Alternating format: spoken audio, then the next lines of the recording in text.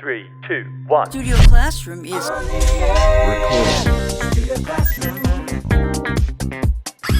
Studio Classroom. Please stand by.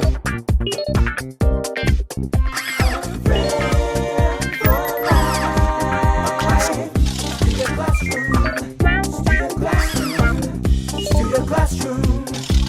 Studio Classroom is on the air.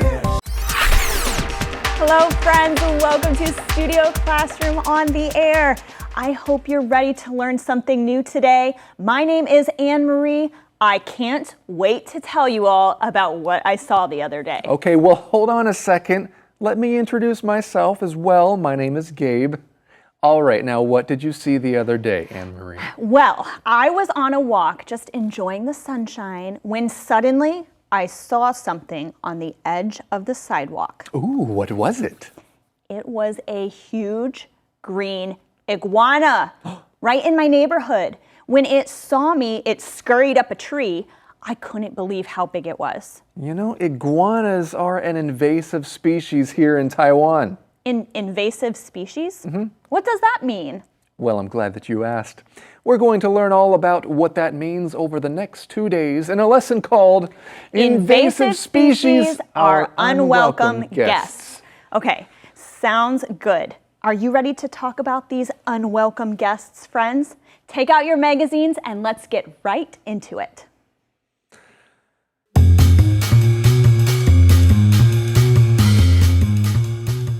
Invasive species are unwelcome guests. These badly behaved visitors could be here to stay. If you picnic in a Texas park, chances are you'll encounter fire ants, a notorious pest that can deliver painful, itchy stings. This invasive species, like many others, is not only annoying, but also expensive and destructive. From Texas to Taiwan, non-native animals, plants, bacteria, fungi, and viruses damage economies and ecosystems. An invasive species is any kind of living thing that isn't native to an ecosystem and causes harm. Sometimes non-native species are imported by accident, like in the 1930s when cargo ships from South America inadvertently took fire ants to North America.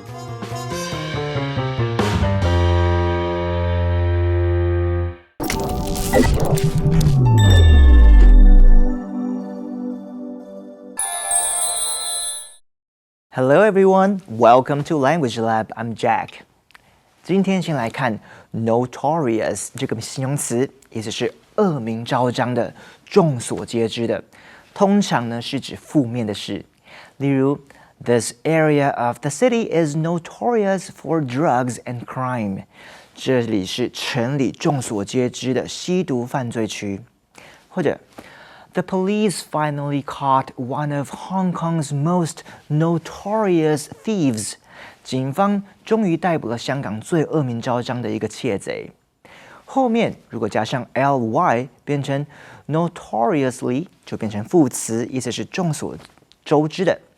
譬如 Arabic is notoriously difficult to learn。大家都知道阿拉伯语非常难学。再来看 destructive 这个形容词，意思是有毁灭性的或是有破坏性的。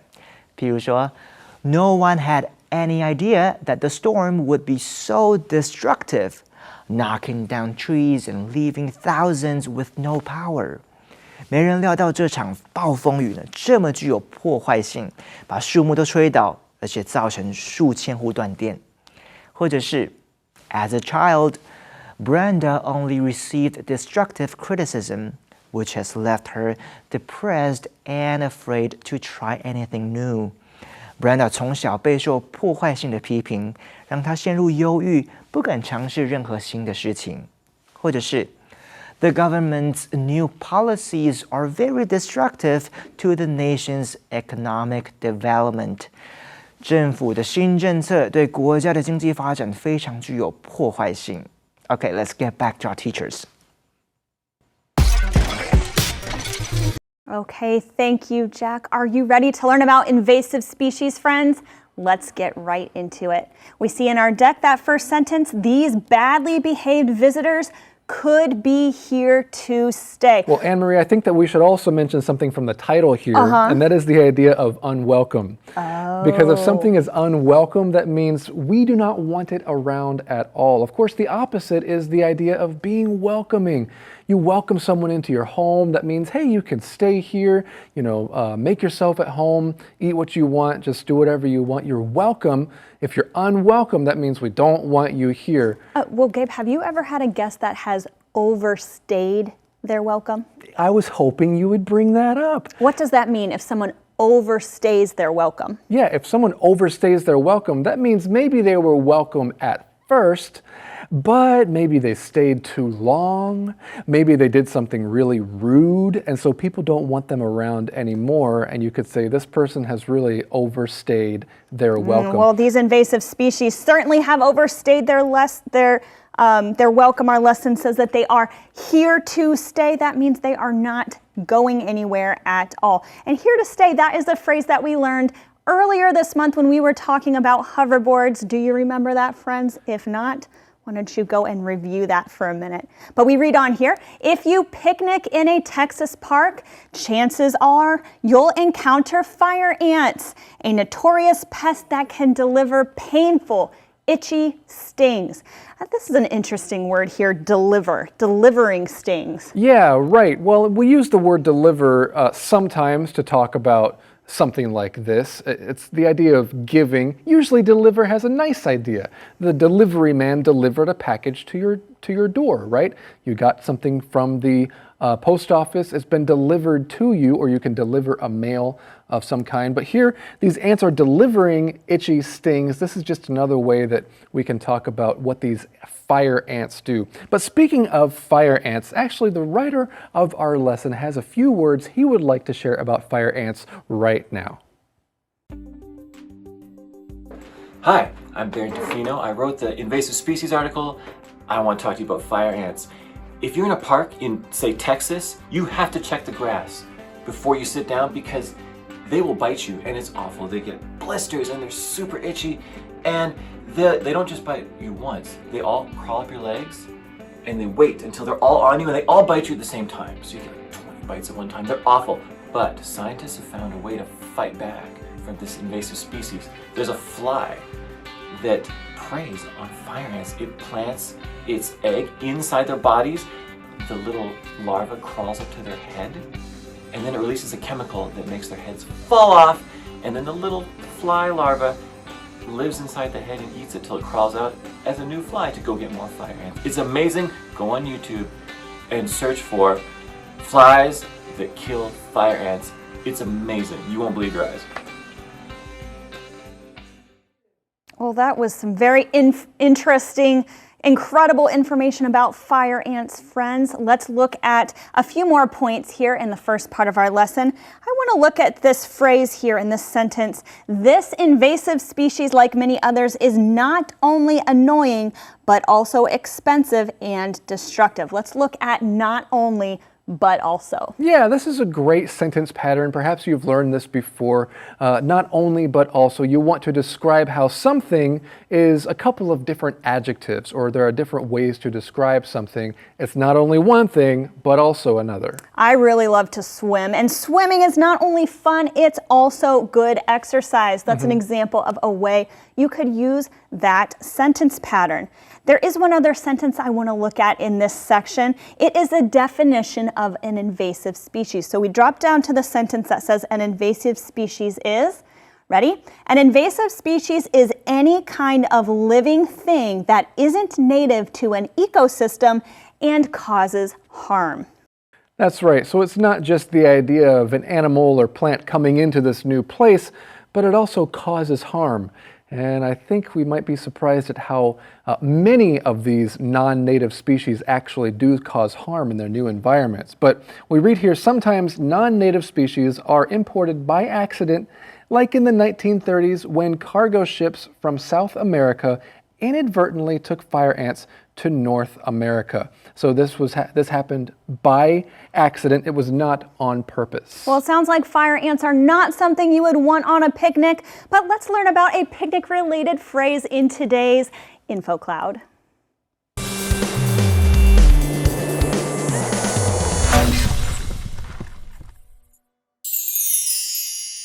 Welcome to InfoCloud, everyone.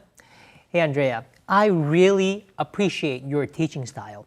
You make learning English seem like a picnic. Oh, well, thank you, Rex. I like teaching, and for me it is a picnic. But I know for some people, learning the language English is no picnic at all. These are some idioms related to a fun and pleasant activity, having a picnic. That's when you enjoy a meal outside with a blanket and a picnic basket, and hopefully you have good weather. But both of the phrases we just mentioned are actually kind of negative. You are right. They are discussing unpleasant situations. And comparing them to other situations. For example, junior high was tough for me, but it seemed like a picnic compared to high school. So, you mean to say high school was even tougher than junior high? You got it. So saying something seems like a picnic means that even though it is bad, it's not as bad as another situation. And what if we say something is no picnic? That's just an interesting way to describe something that might be challenging or even uncomfortable. For example, despite having more free time, Rob soon learned that being unemployed was no picnic. 当你想要用英文来表达一件事情，看起来很简单，你可以用一个有趣的方式来形容 seem like a picnic. 例如 The teacher makes learning English seem like a picnic. 那位老师让学习英语看起来相当简单又轻松。请注意是表面上看起来简单，实际上或许是另外一回事。Picnic 是野餐，当我们野餐的时候，心情是相当愉快的。西方人常用 picnic 来形容一件事情的难易度。如果一件事情很有挑战性的话，你可以用 no picnic 来形容。Learning English is no picnic. 学习英语不是一件简单的事情。这就是今天的 Info Cloud， 下次新关键。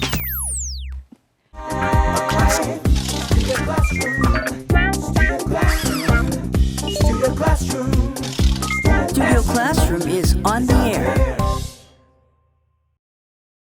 Welcome back to Studio Classroom, friends. You know, it sounds like dealing with fire ants is no picnic. You're right about that.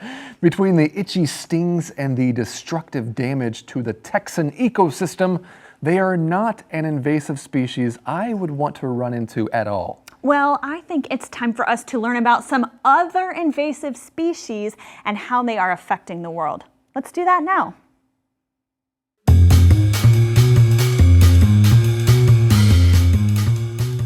Invasive species are unwelcome guests. Other times, non-native species are imported deliberately. Some types of Asian fish that were originally imported to the US from China to clean fish farms escaped and entered rivers. Green iguanas were brought to Taiwan as pets, but irresponsible owners released them. The same thing happened in Florida with Burmese pythons. Non-native species have even been imported for sentimental reasons. A man once released dozens of European starlings in New York in an effort to bring all the birds mentioned in Shakespeare's writings to America. Today, millions of starlings cause over $800 million in damages to U.S. agriculture every year.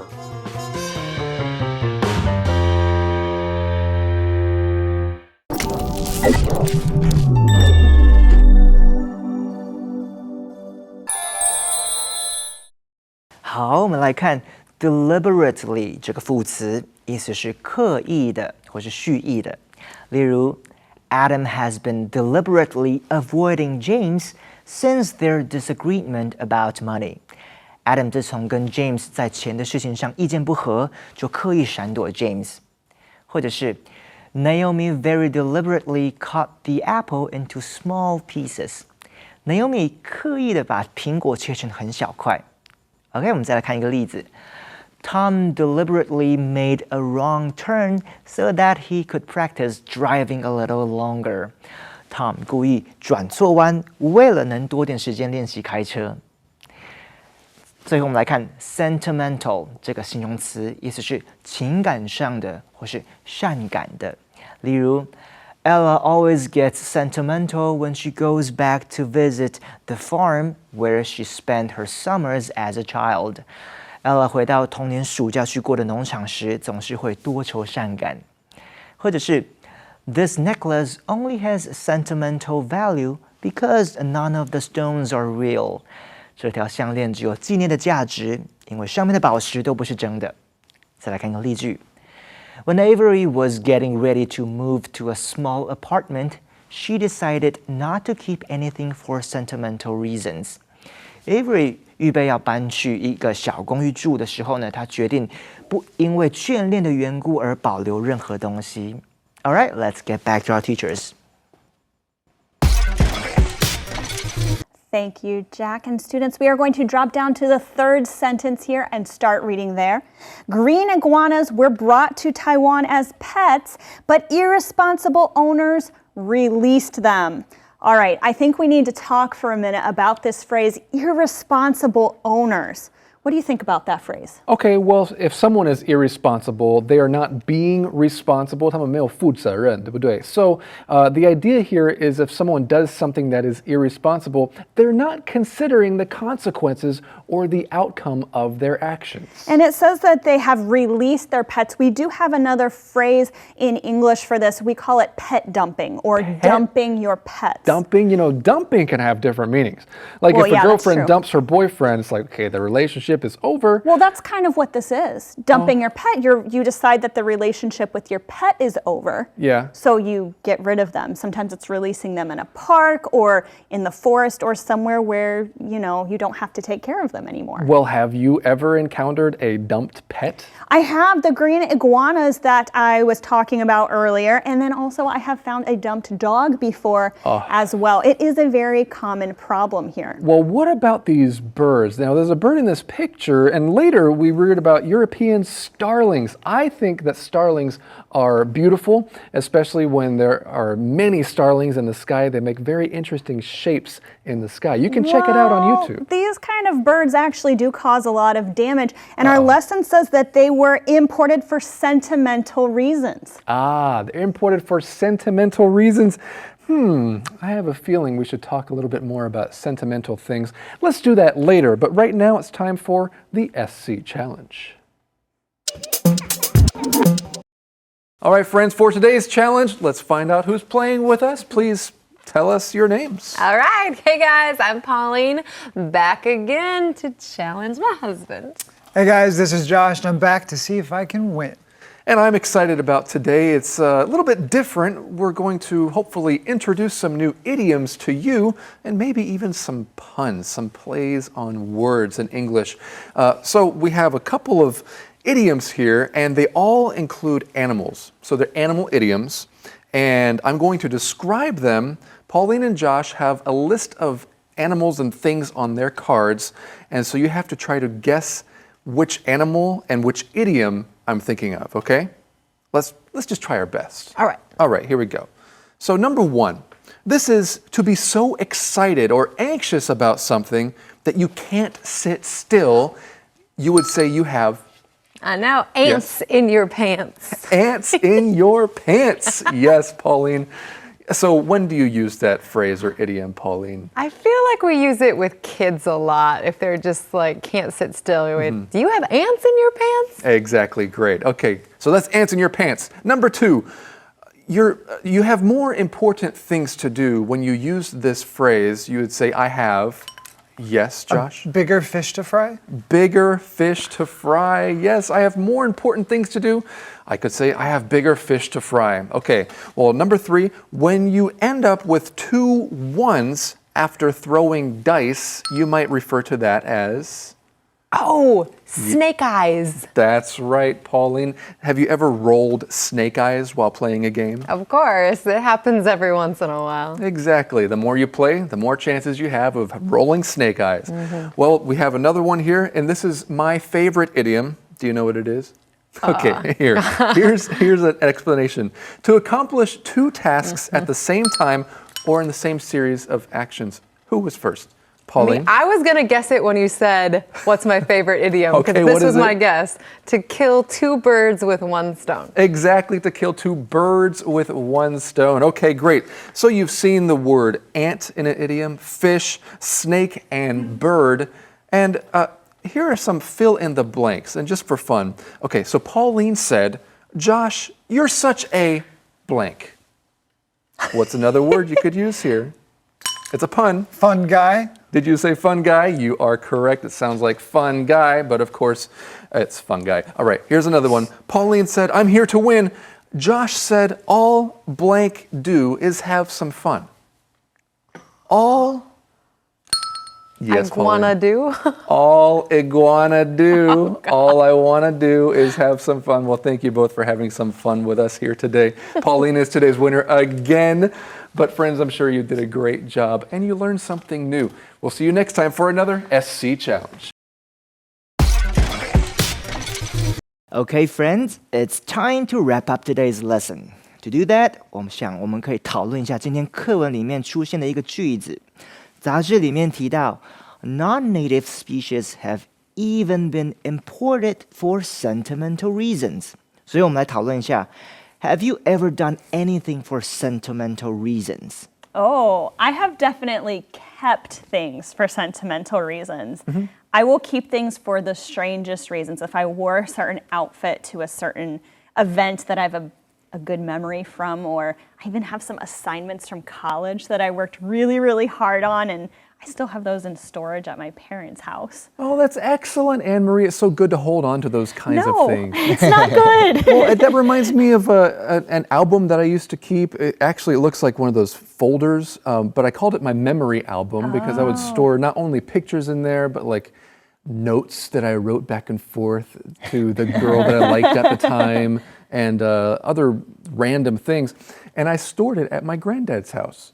And after, that was not a good idea. Oh, no. Because along with some other stuff that I had for sentimental reasons, you know, it wasn't worth anything to anybody else, but I went back to look for it one time, and my granddad had thrown that whole tub away of all my sentimental things. So there goes that. Well, 我是一个很喜欢丢东西的人，所以我不会为了什么东西、为了什么事情留下什么。但是我特别留下了一盒子，盒子里面装的是我跟我老婆以前每一天交往所写下的日记跟情书，还有一罐她送我的香水。That's very sweet. 想她的时候，一下，再放回盒子收起来，放到床底下。Very, very romantic. Well, how about you, friends? Are you a sentimental person? Is there anything you've done for sentimental reasons or kept? We're going to talk more about invasive species tomorrow, so be sure to join us right here on Studio Classroom. I am so proud to have you in my life. A good friend lasts a lifetime.